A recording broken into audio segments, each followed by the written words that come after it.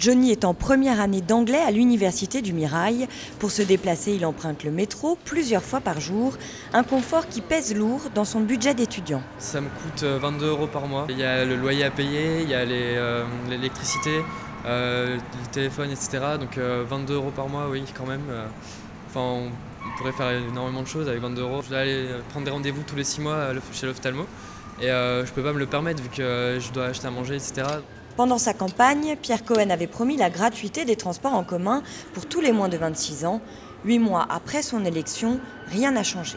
Ce qui est sûr, c'est qu'on ne lâchera pas sur la question de la gratuité des transports. Je pense que les étudiants à la rentrée 2009, avec la crise et toutes les difficultés sociales qu'ils vont avoir besoin d'un geste fort. Pourquoi pas imaginer d'autres solutions, mais en tout cas qui seraient significatifs pour le budget de l'étudiant. Face à l'impatience de la jeunesse toulousaine, la municipalité tente de s'expliquer. Les finances que nous a laissées la municipalité précédente, notamment à Tisséo, et la dette colossale, nous empêchent de la réaliser dès la première année de mandat. Non, je ne crois pas que c'était une promesse hâtive, parce que d'abord, nous avions dit que nous le ferions le plus rapidement possible. Nous avions dit tout de suite, c'est peut-être là que nous avions fait peut-être preuve de trop d'enthousiasme. Enthousiasme ou stratégie de campagne, les jeunes ne sont pas dupes. Pour l'heure, des mesures transitoires devraient être mises en place. En ce qui concerne la gratuité, elle est reportée à la rentrée 2010.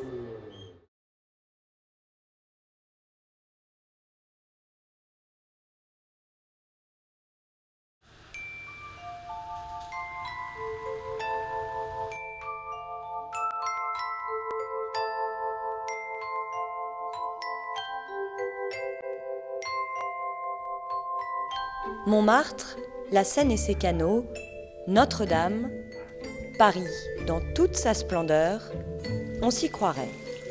Et pourtant, ça se passe dans le potager familial. C'est ici que j'ai commencé quand j'étais petit, voilà. Dans ce petit jardin que j'ai construit le centre de Paris. Depuis tout petit, j'étais très bricoleur, je dessinais beaucoup. Et puis au début des années 80, mes parents cherchaient une maison de campagne. Donc ils sont venus se retirer ici dans ce coin perdu. Et en fait, je m'ennuyais terriblement ici. À l'époque, le samedi soir, je regardais Champs-Élysées, l'émission de Michel Drucker. On voyait tout Paris éclairé. Et c'est comme ça que j'ai eu cette idée de reconstruire un décor pour pouvoir chanter dans le potager de mes parents. Donc en fait, l'idée de faire le Petit Paris, c'était une scène pour chanter.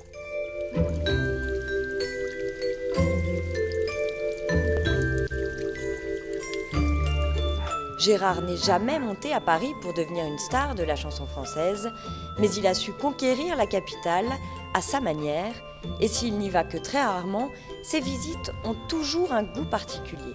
Je suis un peu un géant au-dessus de Paris, j'ai l'habitude, donc je suis un peu dans la troisième dimension, mais quand je vais à Paris, c'est l'inverse, les rôles s'inversent, je suis tout petit, donc ça m'a fait un choc de dimension, quoi.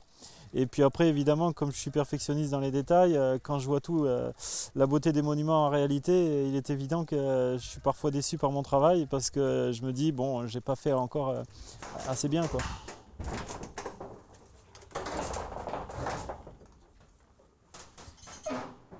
La recherche de la perfection pour ce petit Paris de 150 mètres carrés, des heures de travail passées ici, dans son atelier, un garage installé à l'arrière de la maison. Perfectionniste et passionné, Gérard n'a négligé aucun détail.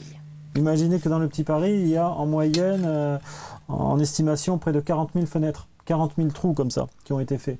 Le problème des trous, c'est qu'ils sont ronds à la perceuse. Donc après, avec des vieux ciseaux à bois, je me suis amusé à tout sculpter à la main, chaque petit trou pour les faire carrés, pour faire des petites fenêtres.